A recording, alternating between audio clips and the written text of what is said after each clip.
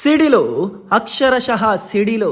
Big boss season 12ರಲ್ಲಿ ಮಂಗಳೂರಿನ ಹುಡುಗಿ ರಕ್ಷಿತಾ ಶೆಟ್ಟಿಯ ಹೆಸರು ಇತ್ತೀಚೆಗೆ ರಾಜ್ಯದ ಮೂಲೆ ಮೂಲೆಗಳಲ್ಲೂ ಪ್ರತಿಧ್ವನಿಸುತ್ತಿದೆ. ರಕ್ಷಿತಾ ಆಟಕ್ಕೂ ಸೈ ಮಾತಿಗೂ ಸೈ ಎಂದು ಮತ್ತೊಮ್ಮೆ ನಿರೂಪಿಸಿದ್ದಾರೆ. ರಕ್ಷಿತಾ ಆಟಕ್ಕೆ ನಿಂತರೆ ಸಾಕು, ಮುಂದೆ ನಡೆಯುವುದು ಚರಿತ್ರೆಯಾಗುತ್ತೆ. ಬಾದ್ಶಾ ಕಿಚ್ಚ ಸುದೀಪ್ ಅವರಿಗೂ ಕೂಡ ರಕ್ಷಿತಾಳನ್ನು ಕಂಡರೆ ಅಚ್ಚುಮೆಚ್ಚು.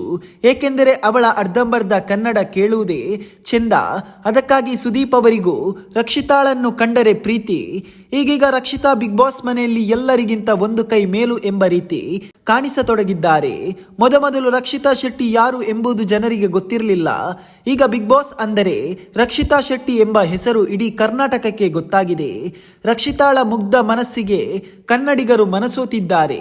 ಕೆಣಕಿದರೆ ಯಾರು ಎಂಬುದು ನೋಡದೆ ಒಬ್ಬಂಟಿಯಾಗಿ ಹೋರಾಡ್ತಾಳೆ. ಬಿಗ್ ಬಾಸ್ ಸೀಸನ್ 12ರ ಟಾಪ್ 5 ಸ್ಪರ್ಧಿಯಾಗುವ ಎಲ್ಲಾ ಲಕ್ಷಣಗಳು ರಕ್ಷಿತಾಳ ಹತ್ರ ಇದೆ.